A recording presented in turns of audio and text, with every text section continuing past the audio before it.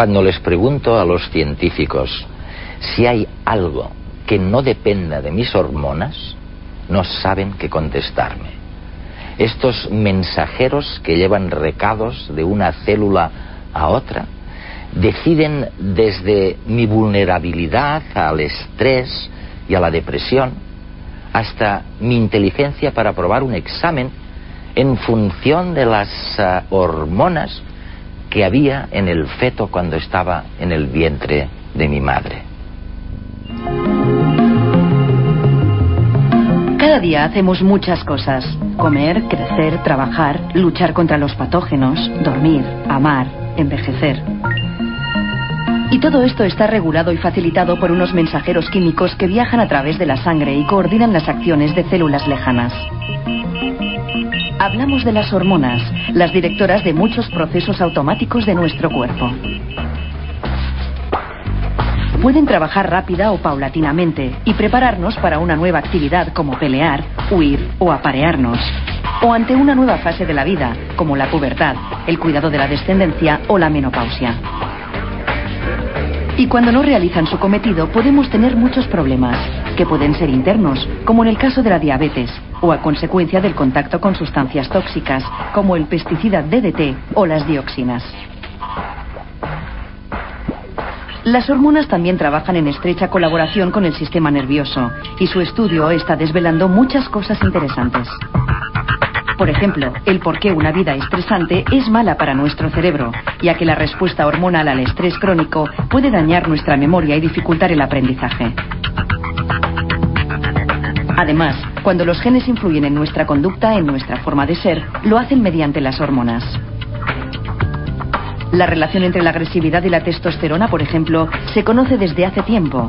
Pero, ¿es la testosterona la que provoca un comportamiento agresivo o es al revés y la agresividad sube los niveles de testosterona?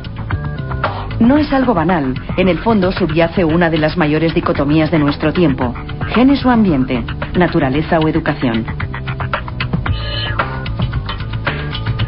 Las hormonas son en definitiva el lenguaje químico con el que se hablan nuestras células y las de todos los seres complejos. Hoy, en plena era de la comunicación, entendemos más que nunca su importancia vital.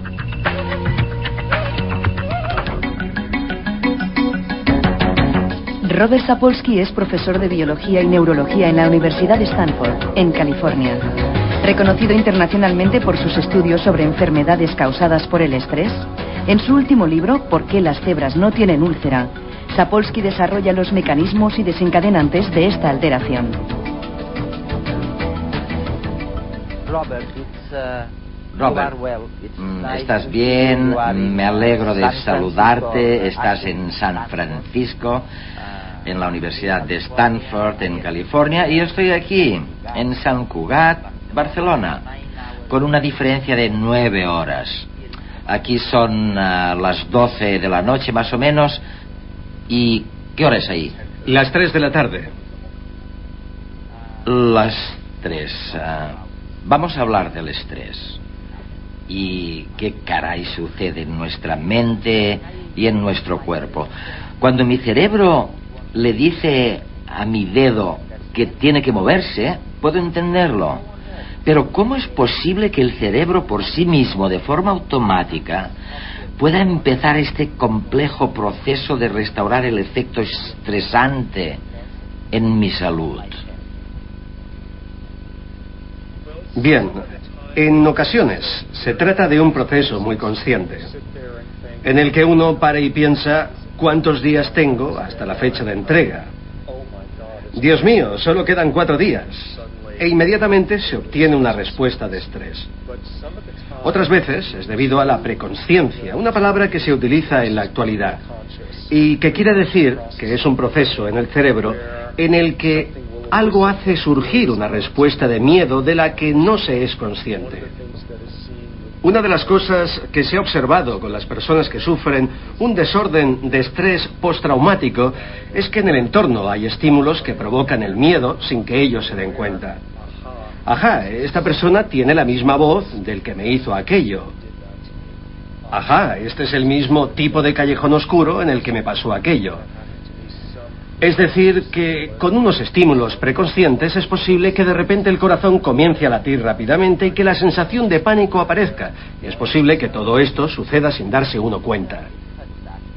Es fantástico. Quiero decir, que ocurra solo pensando algo. Puedo comprender que si me encuentro a un león en la esquina, comience este proceso de restauración del estrés, pero que solo imaginándome que hay un león en la esquina comience un proceso tan complicado y sofisticado como el que describes en tu libro maravilloso y con un título bien gracioso, ¿por qué las cebras no tienen úlceras, dices tú? Básicamente, como tú has dicho, para un mamífero el estrés significa que alguien te va a comer en los próximos 2 minutos. O que tú estás a punto de comerte a alguien en los próximos 2 minutos. Y todo lo que hace el cuerpo en estas circunstancias es maravilloso. Es exactamente lo que debe hacer. Se moviliza la energía desde lugares del cuerpo en los que está almacenada a músculos que se ejercitan. Aumenta la presión de la sangre para liberar la energía de forma más rápida y, como has dicho, se cancelan todo tipo de proyectos a largo plazo. Por ejemplo, si te persigue un león, hay que ovular en otro momento.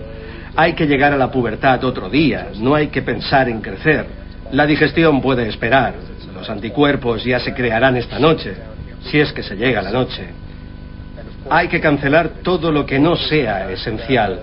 Por supuesto, el problema llega cuando nos convertimos en unos primates muy sofisticados, psicológicamente, que pueden generar la misma respuesta de estrés simplemente al pensar, al pasar a un estado psicológico. El entorno y nuestro pensamiento nos desafían continuamente. Nos conducen a estados altamente nerviosos que conocemos como estrés.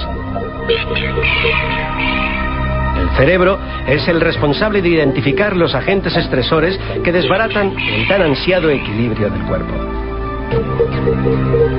Imaginemos que estamos andando por la calle y de pronto advertimos un individuo de aspecto sospechoso que se acerca. ¿Es este hombre un agente estresor? ¿Supone una amenaza? El cerebro es el órgano que responde a tal pregunta. El centinela que decide apretar o no el botón de peligro. Si se declara la situación de alerta, una compleja estrategia de combate se pone en marcha. Las neuronas envían un mensaje al hipotálamo para que contacte con la glándula pituitaria. Esta glándula estimula la liberación de una hormona, la corticotropina, un mensajero que viajará por el sistema nervioso simpático previniendo al cuerpo del inminente peligro. En cuestión de minutos, la glándula suprarrenal recibe la llamada de auxilio y rápidamente pone cartas en el asunto. Para ello, libera en el torrente sanguíneo 2 hormonas, la adrenalina y el cortisol, que junto con la noradrenalina serán los principales protagonistas del rescate. La adrenalina interviene de inmediato. Aumenta la frecuencia cardíaca y respiratoria. Con ayuda de la noradrenalina, los sentidos se agudizan, las pupilas se dilatan, los músculos se tensan. En definitiva, el cuerpo adquiere un estado de alerta que lo prepara para luchar o huir del individuo sospechoso. El efecto del cortisol es más prolongado y diverso.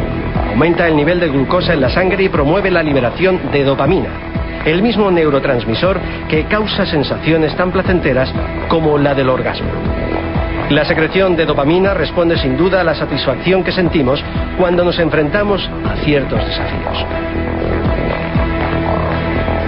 Este complejo entramado de procesos permitió al Homo sapiens escapar de leones, defender alimentos e incluso superarse día a día. Pero también parece mortificar al hombre moderno. Atascos de tráfico, sobrecarga de trabajo, a veces resultan en un estrés crónico. ¿Desde cuándo este proceso indispensable para la adaptación se ha convertido en una hoja de doble filo?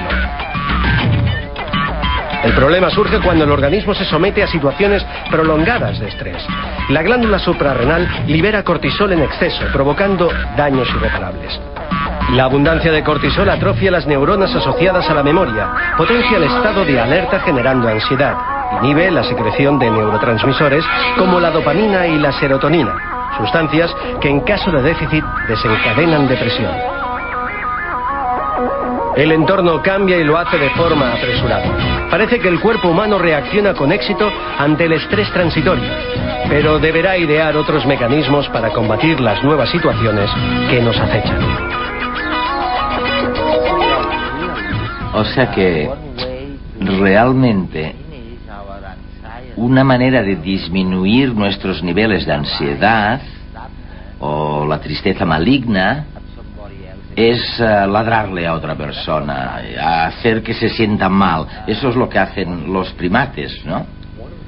Una de las mejores cosas que puede hacer un animal estresado para reducir el estrés, y esto también nos incluye a nosotros los humanos, es hacer que alguien se estrese y que se sienta mal.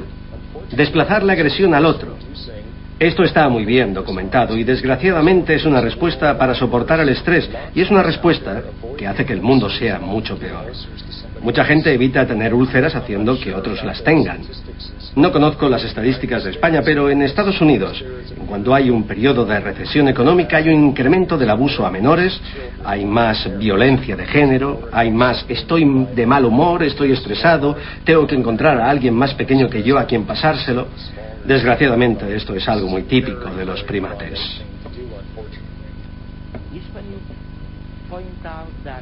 Tú señalas que se puede morir como una víctima de algo que estresa o del estrés psicológico, pero lo curioso es que también se puede morir de placer, de un exceso de placer, que hay placeres mortales que pueden matar.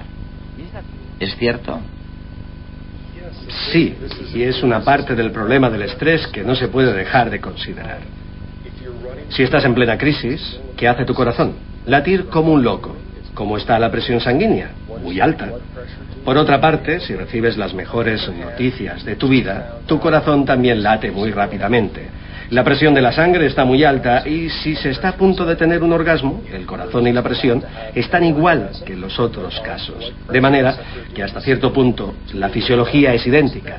Tanto la de una ira extrema como la de una activación física extrema por una emergencia o por un placer o por euforia, todas son idénticas.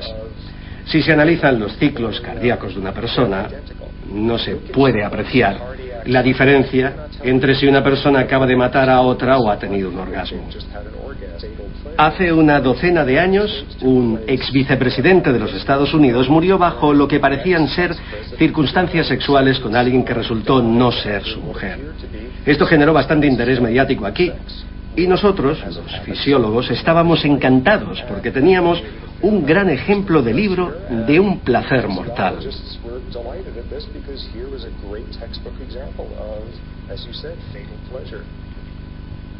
Es increíble. De manera que, imagínate, de manera que si estuviéramos hablando en Internet, no en una videoconferencia como esta, y te dijera, Robert, oye, no me digas nada, envíame solo información por Internet relacionada con los latidos de tu corazón, la presión de la sangre, tus flujos hormonales, y yo, por Internet, sin verte, podría saber si estás a punto de morir, pero no sabría si era porque estabas a punto de ser atacado por una leona o porque estabas en medio de un orgasmo que tiene efectos similares. Sí, es un hallazgo increíble. Y siempre me recuerda esa famosa frase maravillosa de Elie Wiesel, el famoso Premio Nobel de la Paz, que sobrevivió a un campo de concentración y que hablaba de la importancia de recordar las lecciones de la historia.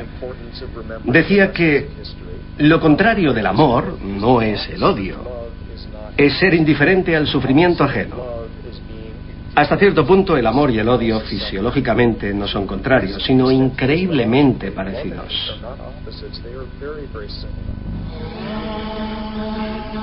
La testosterona es la hormona masculina por excelencia.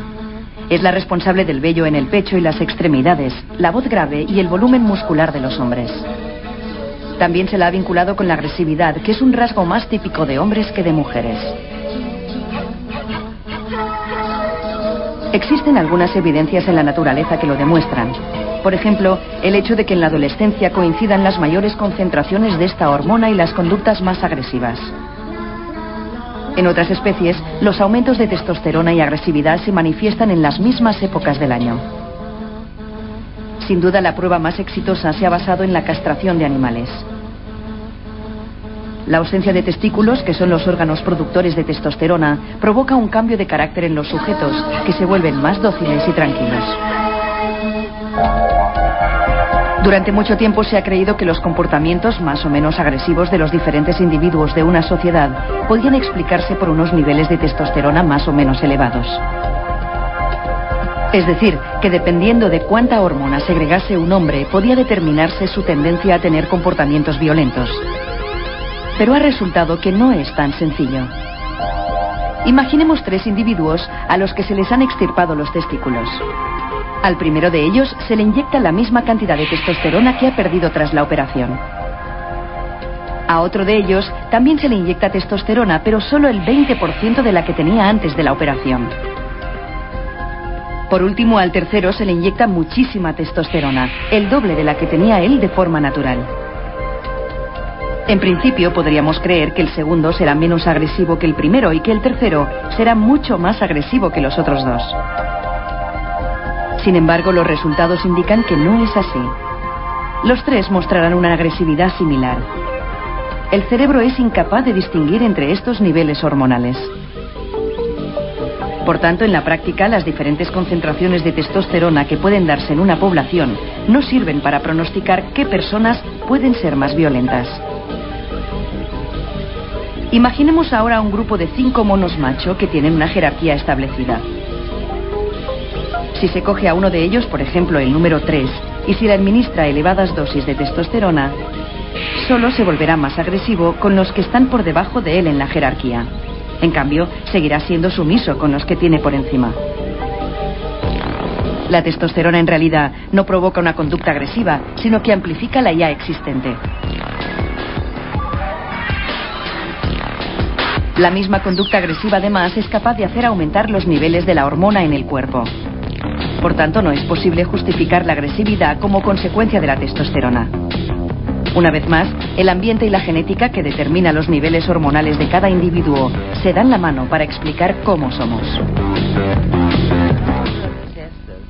En nuestros ancestros, los primates, lo estresante era la dominancia jerárquica. El chimpancé que domina y que está dando patadas a otros de una manera injusta, simplemente para divertirse o sentirse mejor, como decías antes, para tener menos ansiedad él mismo, haciendo que los otros sientan esta ansiedad. Pero de lo que tú dices, se deduce que en nuestro caso no se da exactamente esta jerarquía de dominios. Es algo que todavía no has mencionado, pero lo que estás sugiriendo es que tiene que ver con la forma en que el poder, en que este dominio se ejerce, y esto es el poder político.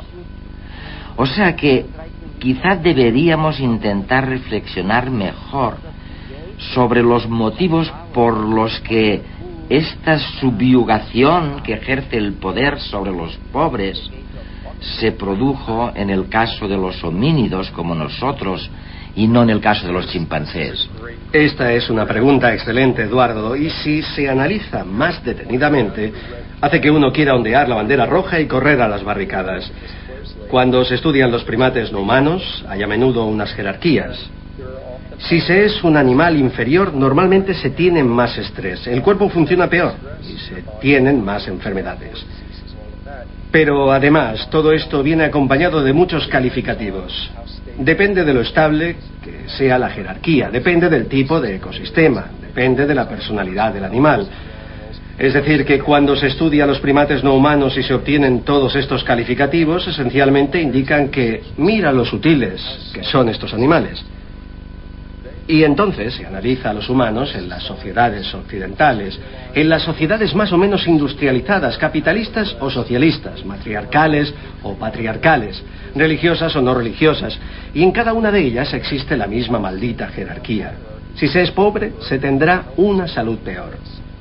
Entonces, la pregunta es si esto sucede porque los humanos son menos sofisticados socialmente que los bonobos o los chimpancés. Es obvio que no es así. Lo que esto significa es que hace 20.000 años los humanos inventaron la agricultura y antes de eso habían pasado el resto de la historia como cazadores-recolectores. Y la mayoría de estudios demuestran que las sociedades de cazadores-recolectores son extremadamente igualitarias y que cuando creamos la agricultura inventamos también los excedentes de alimentos. Y también se inventaron las personas que querían controlar los excedentes. Implantamos las jerarquías y esencialmente fue entonces cuando los humanos inventamos la pobreza. Inventamos una forma de subyugar a los primates de una manera que no se había dado antes en la historia del planeta. Hemos ideado un sistema que aplasta a la gente. O sea que realmente, cuando los humanos inventaron la agricultura y la pobreza, descubrieron una forma de subyugar y esclavizar a las clases inferiores que los chimpancés y otros animales nunca hubieran soñado. Son más sutiles de lo que somos nosotros. Sí, los primates no humanos son lo suficientemente inteligentes para decir: ajá, veo cómo se acerca el humano que está al otro lado del campo y ahora voy a tener problemas y tener una respuesta de estrés anticipatoria. Y esto es algo psicológicamente muy sofisticado y puede ser una característica de los monos de una escala inferior. Es solo el ser humano pobre el que se sienta y piensa: Dios mío, ¿cómo pagaré las cuentas a final de mes? ¿Cómo alimentaré a mis hijos la semana que viene? ¿Qué futuro tienen mis hijos si no les puedo pagar unos estudios universitarios? Solo los humanos se sientan y tienen la sensación de ansiedad, de pérdida de control, que impregna y que se filtra en cada neurona del cerebro como una característica definitoria. Esta forma de hacer, en la que el cuerpo deja de funcionar bien, es algo que nunca antes se había visto en el mundo no humano. Y los efectos de esa pobreza subyugada, están siempre presentes hasta la muerte. Hasta un cierto punto es así. Incluso 2 generaciones después de que una familia haya dejado atrás la pobreza, todavía hay actitudes de ansiedad. Una inseguridad que está como base de todo y que hace que no se sientan seguros. Lo que es increíble es que fisiológicamente la privación, el trauma del estrés al principio de la vida, dejará un impacto para siempre. Y en cierto sentido, el ejemplo más curioso de esto, como has mencionado, es que incluso cuando se consigue ser rico, en la mente se sigue oyendo el eco de esa pobreza y en el cuerpo también. Existen estudios que demuestran que incluso en el estadio fetal, en el tercer trimestre de embarazo, si no llegan todos los nutrientes necesarios, el metabolismo del cuerpo estará afectado para el resto de la vida. Cuando se tiene 60 años, se puede ser Bill Gates. Y sin embargo, el páncreas recuerda que el tercer trimestre del estadio fetal fue terrible.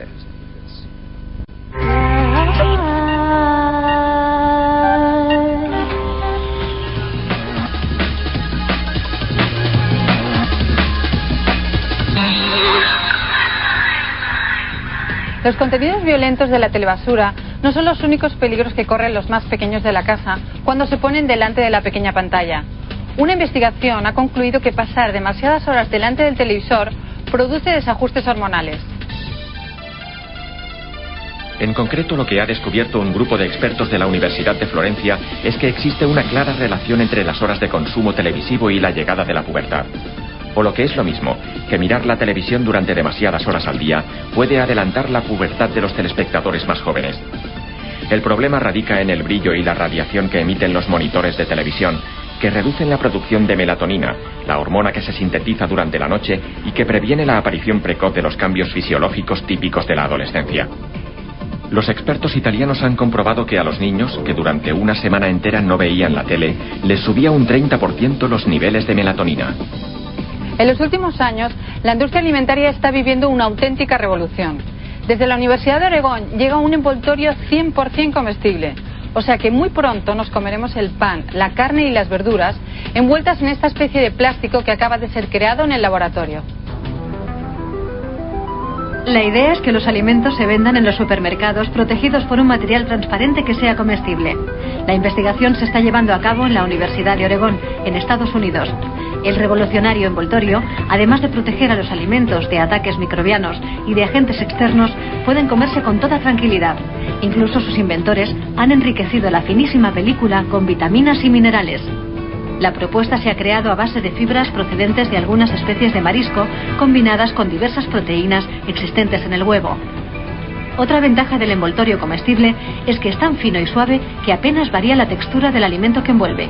Comer para creer. Las autoridades sanitarias de Estados Unidos acaban de dar luz verde a la venta del primer desfibrilador doméstico. El aparato es totalmente automático y puede salvar muchas vidas cuando se presentan cuadros de paradas cardíacas. Se venderá en farmacias y no será necesario presentar una receta médica. El 70% de los casos de parada cardíaca se produce en el propio hogar y más del 10% en el trabajo.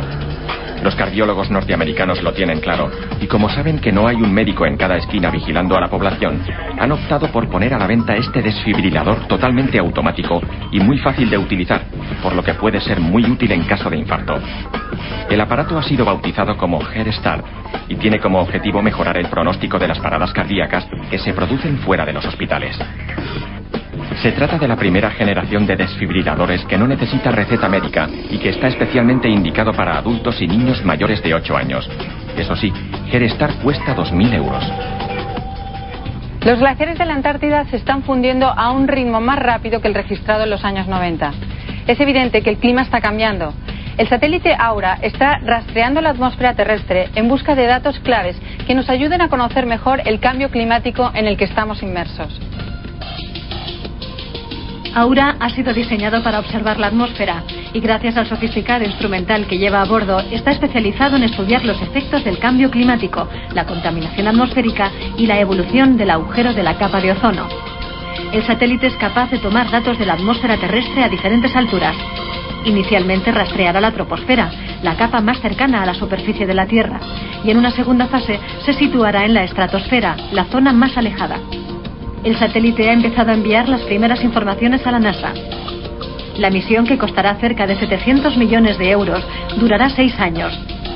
Una vez recopilados y procesados todos los datos, los científicos presentarán un informe sobre la evolución del cambio climático con el fin de adoptar estrategias de futuro.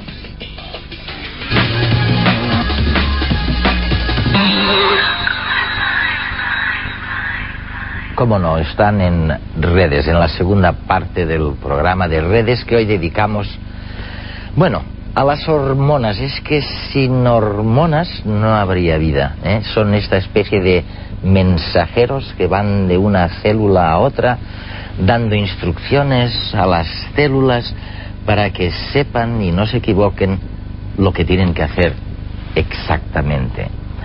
Y la verdad es que no es fácil lidiar con estos personajes porque tienen sus caprichos. Oye, ¿hay alguna actividad del cuerpo que no dependa de las hormonas? Nadie habla de las hormonas. Y sin embargo parece que, vamos, que no hay nada que hagamos o hasta pensemos sin las hormonas, ¿no? Realmente es dificilísimo encontrar un proceso biológico que no esté regulada por una hormona, o bien por una hormona clásica o por un factor de crecimiento de los que se denominan, que están implicados en todo, están implicados en crecimiento, en metabolismo, en reproducción, en desarrollo cerebral, es que realmente es que todo. empieza, no hay, yo creo que no hay nada en lo que una hormona realmente no participe de alguna manera. Oye, Miguel, yo sé que tú sabes mucho de una cosa que interesa a muchísima gente, ¿no? A nivel genérico, es simplemente el hecho de que una cosa puede a lo mejor estar bien en determinadas condiciones o no representar ninguna amenaza, estamos hablando a nivel de salud, y sin embargo, en periodos críticos, el del feto, por ejemplo, en el embarazo, aquello que parecía normal puede provocar problemas graves, ¿no? Eso se está viendo recientemente, Entonces lo que ocurre es que el feto son periodos que depende de las hormonas maternas. El feto está desarrollando sus órganos. Sí. Es un periodo, por lo tanto, y mientras esos órganos se están desarrollando no pueden producir niveles hormonales, no pueden producir hormonas para su propio desarrollo. Entonces la dependencia es de la hormona materna, ¿no? Si esas hormonas tienen un efecto fundamental en esa etapa del desarrollo, pues si faltan esas hormonas maternas, pues se producen alteraciones graves. ¿Y las madres expectantes, quiero decir, les hacen estudios hormonales? Este es el mensaje que yo quisiera dejar claro en este programa. Y con esto yo ya me doy por satisfecho.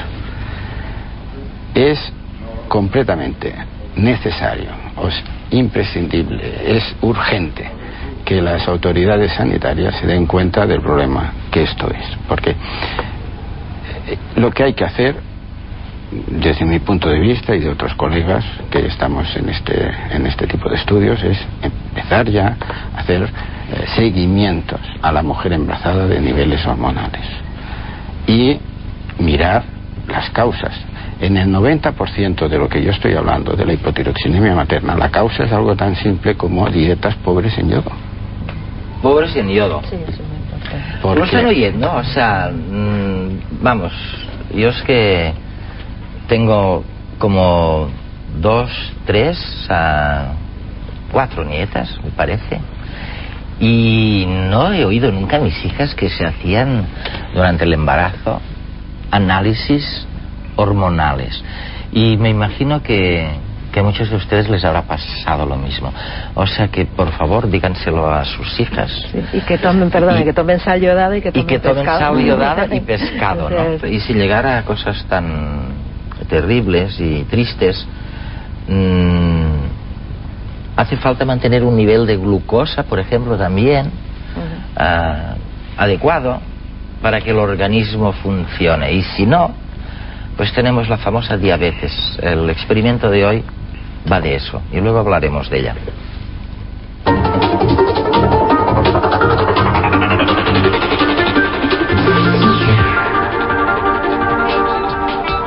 ¿Pensabas que la diabetes es una enfermedad de la sociedad moderna?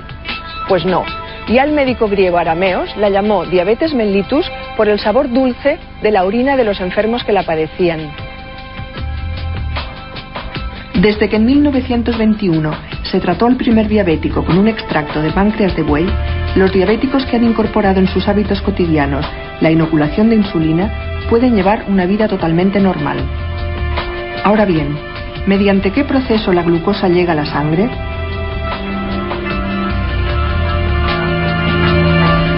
Inmediatamente después de ingerir un alimento empezamos a digerirlo. Uno de los productos finales más abundantes es la glucosa.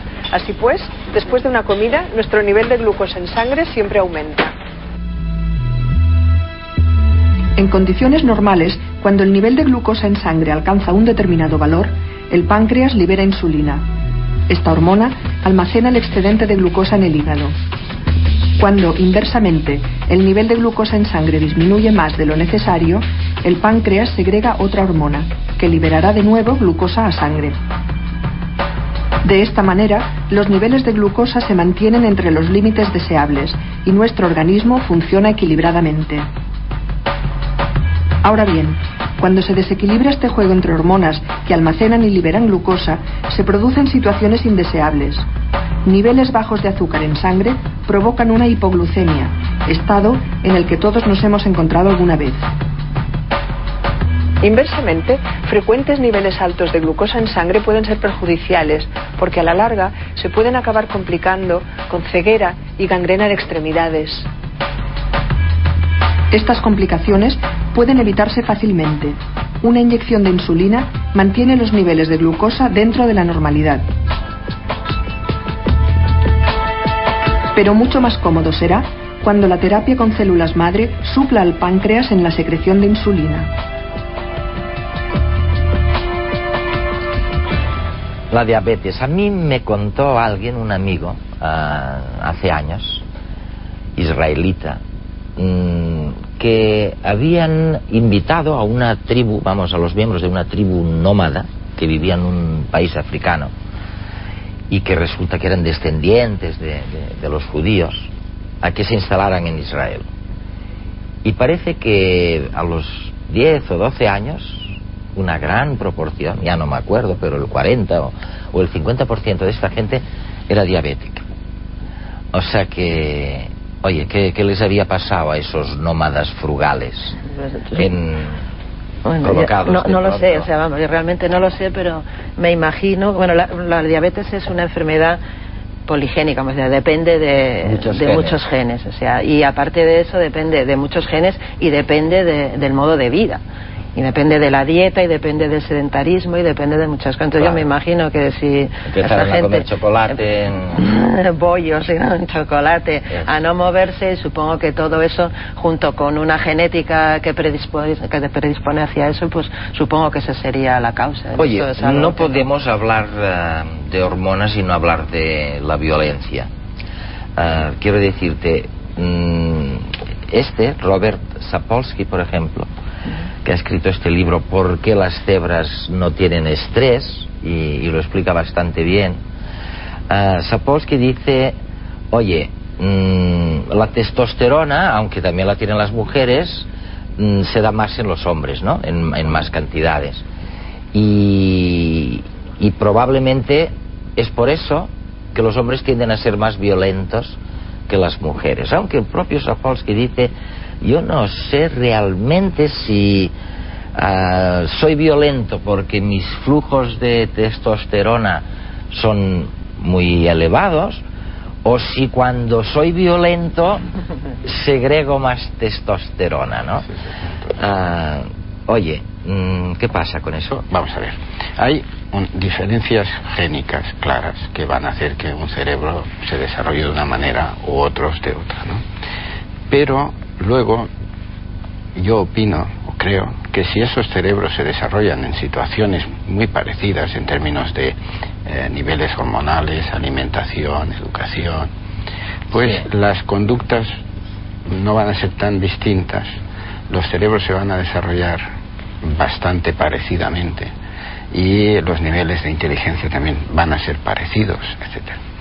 Por lo tanto, yo creo que hay un componente de desarrollo, de formación de circuitos, de potenciar unas áreas más que otras, que todo eso tiene que ver con todo el proceso de desarrollo que estamos. Pero estos circuitos cambian y dependen de tantas cosas, ¿no? Ana, ¿estás de acuerdo con lo que está diciendo? Sí, bueno, sí, pero que por supuesto que hay una base biológica en eso, sí que la hay, o sea, hay, yo creo que hay experimentos. ¿Y hormonal? Sí, hormonal, claro, sí, en cuanto a comportamiento, claro que hay una base hormonal. Porque llegan al cerebro estas hormonas, ¿no? Sí, ¿no? Y además y hay receptores de andrógenos en el cerebro, sin duda.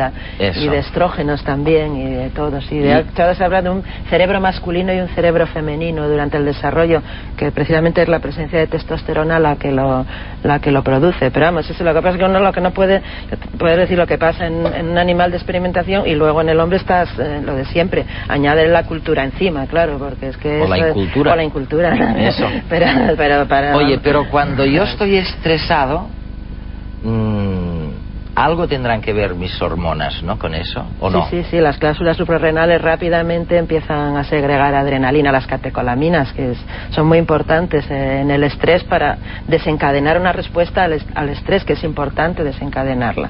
O sea, por ejemplo, en un animal, la respuesta a la huida, si ves al león ahí que viene a por ti y cosas de ese tipo, eso y menos hace mal que es, claro, eso sí, ahora... Pero si hay demasiada... Hombre, un estrés continuado, claro, puede tener unos problemas graves para la salud, por supuesto. Claro. Por la vía cerebral.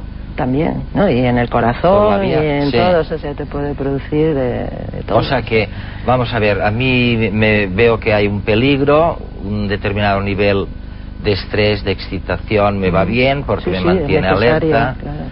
Pero demasiado, o sea, si me pongo cuando voy a pasar un examen, vamos, mis alumnos, como cuando hace 60.000 años mis antepasados veían una leona a punto de devorarles, pues malo, ¿no? Van a acabar mal, ¿no? Yo creo que si es el estrés continuado, o sea, yo creo que el estrés es bueno para los momentos en que hay que reaccionar ante un estímulo rápidamente. Ahora, si tienes el estrés continuado, lo que yo creo que acaba... Sí. Vamos, yo ni soy médico, tú que eres médico, ¿no?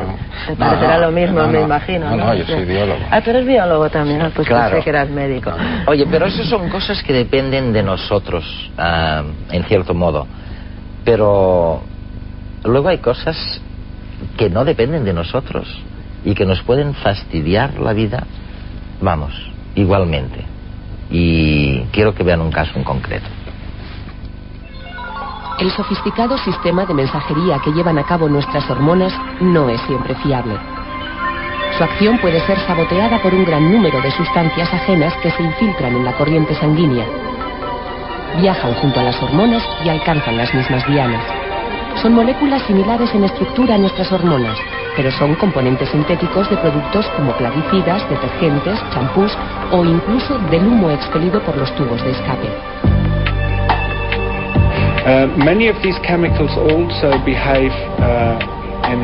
Muchos de estos compuestos químicos se comportan de forma similar a las hormonas humanas normales. Son capaces de imitar las acciones de hormonas y esto constituye un problema en determinadas circunstancias, porque puede llevar a alteraciones en la fertilidad masculina, cáncer, malformaciones genitales y otros efectos. Las pruebas que relacionan más de 50 sustancias con estas irregularidades han llegado de observaciones en animales salvajes, de experimentos de laboratorio y de casos en humanos como el de determinados medicamentos. Uno de los primeros detectados fue el de un fármaco administrado durante los años 50 y 60 del pasado siglo para prevenir abortos y partos prematuros. Contenía un estrógeno sintético que resultó ser la causa de malformaciones y tumores en los tejidos reproductores de muchas de las hijas de las mujeres tratadas. Los daños se produjeron durante el desarrollo fetal, pero solo fueron evidentes al llegar a la edad adulta. Transportado por la sangre, el fármaco había cruzado la barrera de la placenta para alcanzar la sangre del feto. Como se ha podido ver más adelante, otros muchos compuestos químicos actúan de la misma forma, lo que transmite la toxicidad de una generación a otra. Una mínima cantidad de falsa hormona basta para desestabilizar la transmisión de información entre células y tejidos. Las sustancias extrañas crean una verdadera competencia con las hormonas autóctonas, impiden su transporte o su fabricación, bloquean su unión a los correspondientes receptores e interrumpen así procesos de desarrollo o regulación de ciclos corporales. En un sistema de difusión de información como el hormonal, hay también intrusos, información falsa y catástrofes derivadas como sucede en las redes de información que circulan entre nosotros. A veces, como en el caso de las xenohormonas, no depende de nosotros lo que nos pase por culpa de ellas, sino de los demás, ¿eh? Ana, ¿tan grave es esta historia? Sí, puede ser bastante grave. Bueno, lo más conocido quizás ahora entre las xenohormonas son las hormonas que se llaman así porque lo que hacen es que actúan o como una hormona o como una antihormona. Y los más parecidos, vamos, los casos más conocidos, los que mejor se han estudiado realmente, que están estudiando recientemente, son los que actúan, por ejemplo, como los estrógenos o como un antiestrógeno. ¿Y esto qué lleva? Son compuestos que son capaces de unirse precisamente a los receptores de los estrógenos y de activar o inhibir. Pues ¿a qué lleva? Pues en los humanos es difícil saber a qué lleva, todavía es una cosa que se está estudiando porque hay científicos que piensan que, por ejemplo, que esa disminución que se dicen que hay en algunas sociedades occidentales en la cantidad de esperma y calidad que podría ser debido precisamente a este tipo de contaminación, sí. En animales inferiores sí que se han visto que en sitios que están, por ejemplo, muy contaminados y que están expuestos a algún tipo de contaminante de estos hay. A ver qué caso yo me acuerdo. Por ejemplo, se ha visto como que yo recuerde en cocodrilos, pues que aparecen anomalías sexuales, o sea, los machos están como feminizados.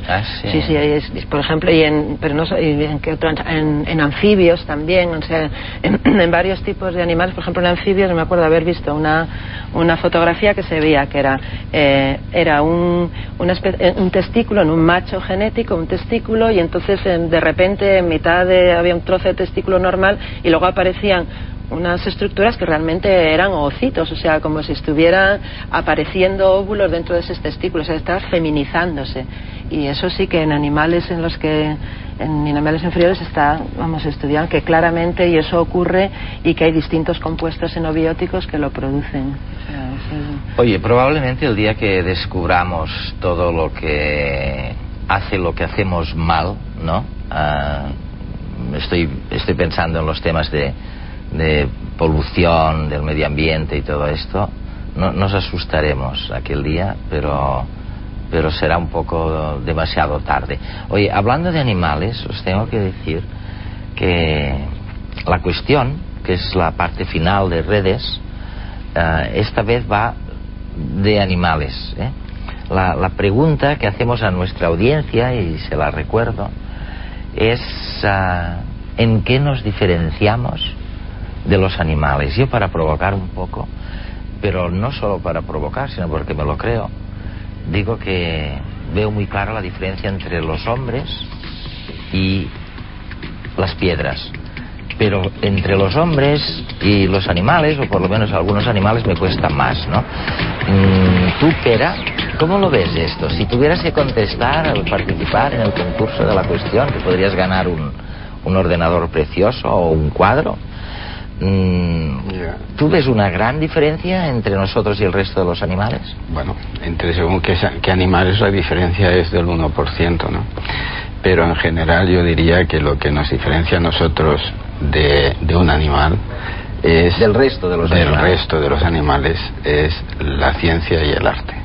O sea, yo creo que hasta donde yo sé y hasta donde yo he leído, estas dos actividades difícilmente se encuentran en el mundo animal. El resto yo conozco algún pájaro que es artista, ¿eh? Sí. Que fabrica una alfombra nupcial con colores y luego los chimpancés, hombre, ciencia no, tecnología un poco, ¿no? Con sus instrumentos. Tú, Ana, ¿cómo lo ves eso? Ya oyes lo que dice. Sí, realmente es difícil, pero es difícil porque, o sea, nosotros somos productos de un proceso evolutivo. Entonces, claro, cuando estás hablando de un proceso evolutivo, es muy difícil decir qué es lo que realmente distingue una cosa de otra, ¿no? Porque el embrión de lo anterior, o sea, de lo tuyo está en el paso, está en el paso justamente anterior, ¿no? Pero sí, la verdad es que, bueno, no sé, lo que dices tú, en plan génico, pues muy poco. O sea, ahora cuando esté ya todo el genoma del chimpancé, ya se ha visto que es que realmente la diferencia es muy poca. Muy poca. O sea, que hay que mirar ese pequeño porcentaje de genes y las proteínas que producen y cómo interaccionan entre ellos para realmente, desde el punto de vista científico, poder contestar en qué nos diferenciamos. O sea que ya lo ven, esta vez nuestros concursantes no lo tienen nada fácil. Resulta que es mucho más difícil de lo que pensábamos el hablar sobre la diferencia entre nosotros, los homínidos, y el resto de los animales. Y con este grato pensamiento de pensar que formamos parte de algo muchísimo más grande, pues les dejo esta semana. Hasta la próxima.